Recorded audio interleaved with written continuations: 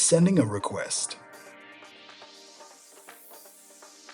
Remember to go at your own pace and feel free to pause the video at any time. To begin, open a web browser. Type in www.ccuebranch.com in the address bar and press enter. Then enter your credentials to sign in.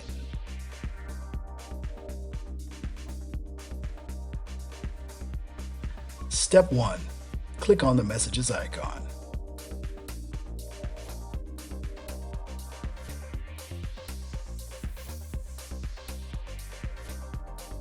Step 2. Click on New Message. You can also check the box if you wish to receive an email every time CCU replies to your requests.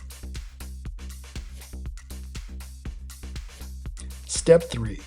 Enter the subject of your message, then enter the details of your request and press Send. A prompt will appear stating that the message was successfully sent.